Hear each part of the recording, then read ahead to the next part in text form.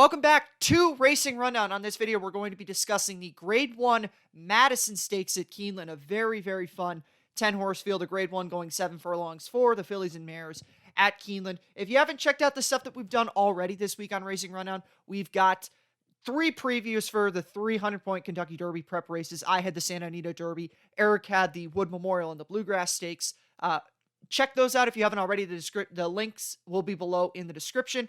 And as well, if you haven't subscribed to our podcast, Racing Rundown Podcast, wherever you get your podcast at, be sure to go there to subscribe. And you can get our full thoughts on the full card, everything happening this weekend across the country. We'll also say tomorrow, Friday, at 3 o'clock Eastern, we will be having a live show where I will be joined by Road Warrior 627, fellow racing YouTuber. We will be picking the full card of the Wood Memorial, so be sure to come by. We're picking the full Wood Memorial card, but obviously I will be open to talking anything that's going on this weekend, Derby, non-Derby, just basically any questions you got for me. You can feel free to drop by, and I will definitely address that. But we're going to get into this race now, 10 horses, and we're going to start off with the number 1 horse, Skilla, in here. Skilla, the popular daughter of California Chrome, graded stakes winner last year when she took out the Prioress up at Saratoga. Before that, she'd won a couple stakes races, regional stakes races. She won a race for Louisiana Breds down at Evangeli and a black type at Monmouth before taking out that graded stakes victory. She's had some, overall good efforts in graded stakes company. She was defeated in the Raven Run at Keeneland back in October, but she was third in there, beaten by a couple pretty decent horses in there, and since then has come back to run second. And then 2 victories in state bred races down in Louisiana. The 2 big issues with her is, number one, she usually has, in her victory, she's been beating up on lighter competition, and this race is the toughest race that she's been in her entire career. I also don't like the setup she's going to get in this race. There's plenty of horses that are going to be forwardly placed. I don't think that she is going to be right up there on the lead with some of the other horses in this race, but it's the weak group of competition that she's faced, coupled with the fact that I don't think this setup is going to be that ideal for her. So she's a pass for me in this race, but cool story. I understand why people like her, and I respect that because she is the daughter of a fan favorite horse, but she's not for me in this race. Now we're going to move on to the number 2 horse in this race, and that is Center Isle, a filly who I like some things about her in this race, or excuse me, I should say a mare. Some things I like about her in this race. Other things I don't. I love the 12-1 price that we're getting with her on the morning line. As you can see right here, the morning line, she's 12-1. She's coming out of a stakes win at Gulfstream Park in the Sugar Swirl. That was a good race, and before that, she'd won 2 allowance races. She's also won the surface at Keeneland, so that's never a bad thing. Couple things I don't like about her in this race. Number one, you can see the date of the race. That was back in December of 2021. So she is coming off of close to a 5-month layoff in here. Don't love that. I also don't love the setup she's going to be. I think there's plenty of horses that are going to be forwardly placed in this race, and she's chief among them. So price is good, but I think she's going to get pressured in this race, and I'm not crazy about the pace setup here. She overcame a stumble in the Sugar Swirl at Gulfstream to win by a length. She retains Luis Saya, so good things for her. Her price is really good. If you like her, I could see her floating because she hasn't been active recently. I usually tend to fade horses who are off of lengthy layoffs, so I'm against her here, but there's stuff to like about her. Ever since she got that break from her 3-year-old campaign, I think that really did her wonders. She was off for almost 11 months, from November of 2020 to October of 2021. Definitely good things for this mare, but I think that this is just going to be a little bit too much for her in terms of the pace is not going to set up well for her. And I think I don't want to say that she'll need the race, but I don't love her off the layoff in this spot. And now we're going to move on to the number 3 horse in this race, Lady Rocket. I have kind of the same issues with her that I do with the previous horse, Center Isle. The layoff and the fact that I don't think the pace is going to play well into her. Now, let's take a look at the positives for Lady Rocket. She's coming out of a 9-length victory in the Go for Juan handicap at Aqueduct. This is a very visually impressive performance. I was there for it. I usually tend to really value good visual efforts like this. It was a really good effort. Before that, her win in the Pumpkin Pie was a good race. And you go down through the stake that she won at Charlestown in West Virginia, and even to the allowance that she won at Churchill Downs back in May. So good runs overall. She's never missed the board in her career. She's a good horse, but a couple issues with her. Again, don't love the competition that she's been beating again. If she was the best horse in this race, and I wouldn't pick against her because of the competition. The reason I'm picking against her is because of the pace setup. I think that, with her center aisle, there's a couple more speed horses that we're going to get to. I don't know that that's going to be a great setup for these horses. And also, again, the layoff, I'm going to sound like a broken record, but the layoff is another thing that I got to look past this mare because I don't like to take horses off of lengthy layoffs like this, and this is over a 5-month layoff.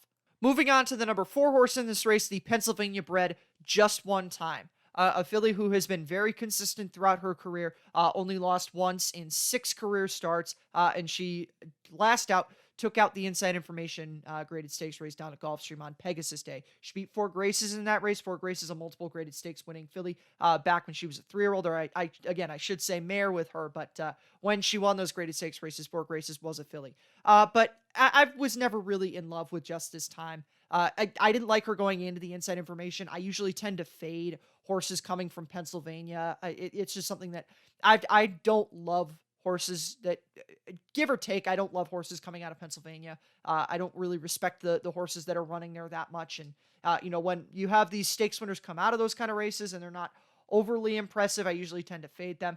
That's once again going to be the case here with Just One Time. And I think that she's getting up to the toughest group of horses she's had to face ever in her career. She's facing multiple Grade 1 winners in this race, or I should say multiple horses are Grade 1 winners in this race.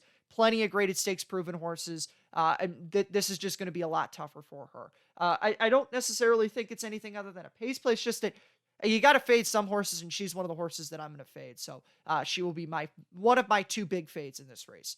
Now we're going to move on to the number 6 horse in this race. Belle's the One, the veteran, a 6-year-old mare. She's getting up there. She's been around for a very long time, but it's nice to see her back once again for a 6-year-old campaign. And this is a mare who's been as consistent as ever throughout the course of her career, and especially at Keeneland. She loves the surface here at Keeneland. Her only bad effort over it was when she was going 2 turns as a 3-year-old in the Ashland, which obviously as a horse who prefers to be going 1 turn, that going a mile and a 16th wasn't going to be doing too many good things for her. Last year, she was in great form. Ended the year with 2 stakes victories, including a win in the Thoroughbred Club of America. Over the Keeneland surface, she ran second behind Kimari. Very tight finish between her and Kimari there. Placed in the Breeders' Cup in 2020. She won the Derby City Distaff, so she's a Grade 1 winner. Back in 2020, she beat Serengeti Empress there. And you just go down the list of accomplishments she's had. She's a very accomplished horse. She's very consistent. She runs her race most of the time. There are a few exceptions, but most of the time you're going to get a really good effort from her. The problem that I have with her here is I don't think she's good enough to beat Kimari, and the price is not going to be there with her. She's probably going to be the second choice in this race. She's the second choice on the morning line. I don't really see another horse taking that away from her.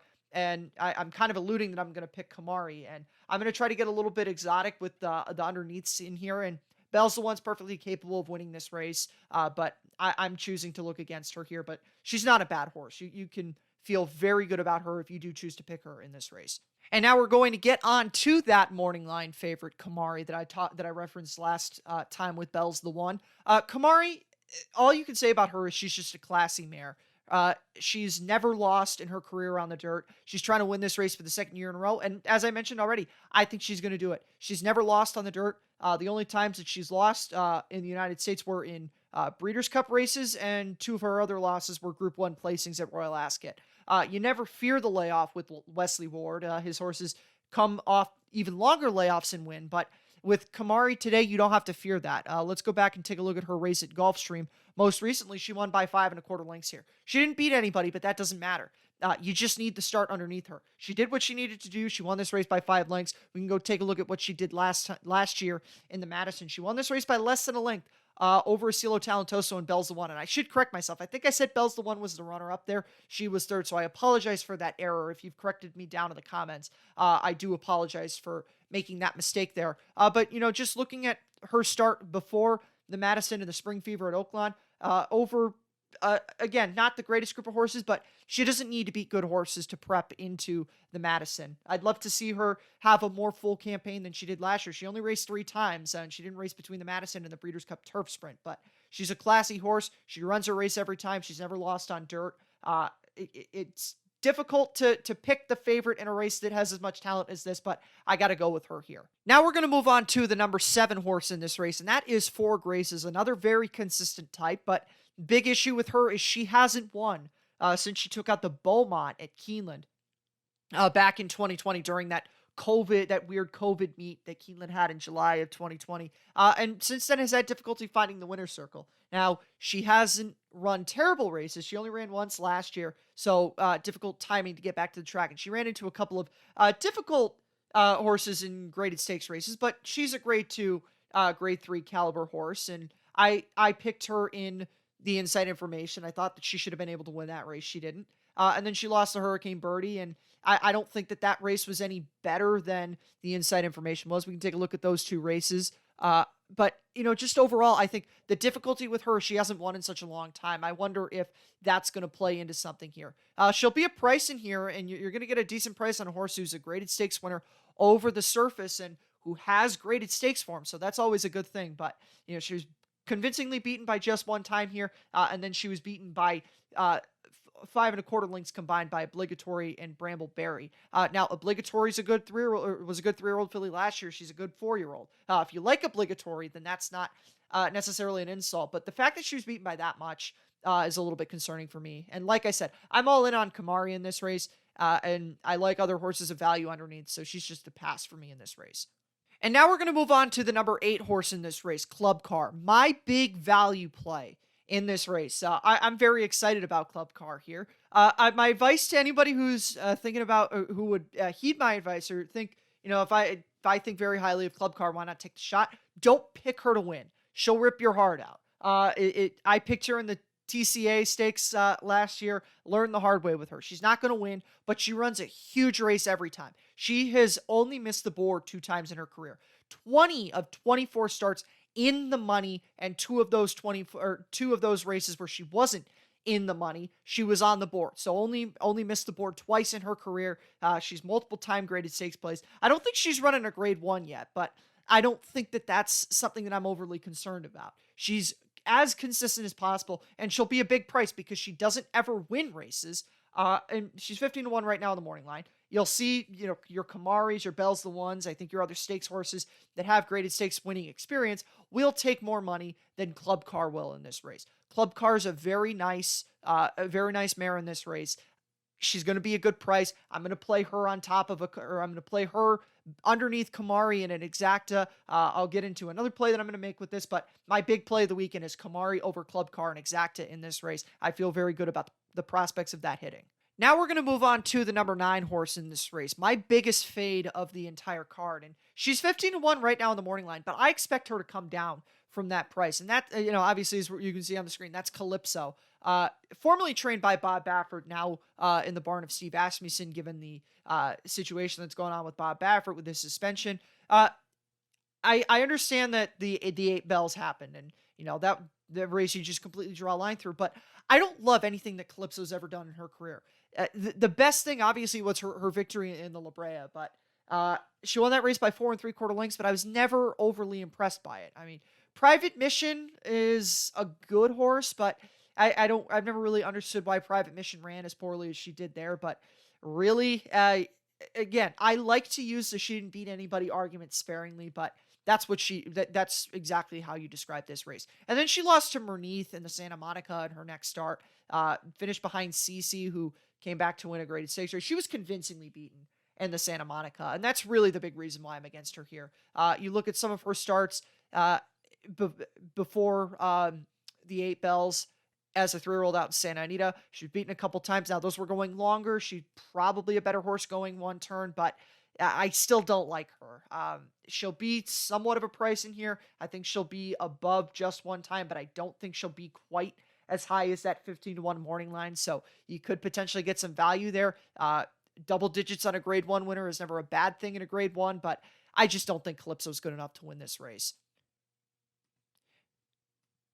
And now we're going to move on to the last horse in this race, number 10, Tis Splendid News, the other of the 2 Wesley Ward horses in here. Obviously, she pales in comparison in accomplishments, to her stablemate, Kaimari. But this horse makes the race very, very interesting. She wants to be in front all the way. You go look at her races. I only pulled up to the Trapeze Stakes from Remington back in December of 2020, but this is the case in all her races. She wants to be in front the entire way. And that's the case you'll see with her. But the difficult thing is she's getting past late in most of these races. She's up there for as long as she can, and then she backs off. Sometimes it's been okay for her in some of these allowance races, second to Caribbean Caper, who's a pretty decent 4-year-old filly now. I don't think she's come back to run this year, but she was undefeated last year. And in some races, as I mentioned, some races were good, some races were bad. I'm on her Turfway race, though. Completely ignore this race. Let's go take a look at the calendar for a second. She was coming into this race off an 8-month layoff. It was at Turfway. I think she prefers dirt to synthetic or turf. Obviously, this race is on the synthetic, but plays more towards the turf side than the dirt side. I think that she's better on the dirt. So completely draw a line through that race. And then last time out at Gulfstream, she won by 9 1/4 lengths, going 6.5 furlongs. I think this is probably her upper limit, going 7 furlongs in this race. But why would Wesley Ward drop her in here against Kimari? That leads you to think one of two things. He thinks she either has a really good chance or she's in here to be the rabbit for Kimari. I am going to look towards this as she actually might have a shot to run decent in this race. I don't think she's going to win, but I think she'll go out there and be able to hang around a little bit. So the way I'm going to play this race, we'll go back over to the full field for a second so you can see the numbers. I already said I'm playing Kimari on top of Club Car, but I'm going to play a Wesley Ward trifecta with Club Car in the middle. So Kimari, Club Car, Tis Splendid News. That's a 6, 8, 10 trifecta in this race. Throw in 2 value horses underneath, or at least somewhat value. I don't know what kind of money Tis Splendid News is going to take, but we'll play the trifecta that way.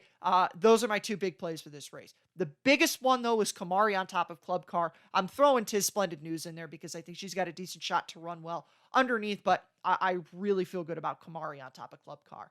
And then with that being mentioned, that's it for the previews that we're going to have on Racing Rundown this week. As I mentioned, check out everything else that I plugged at the beginning of the video, and we'll see you tomorrow for the Racing Rundown live show where we're going to be doing the entire Aqueduct card. Have a good one. We'll see you then.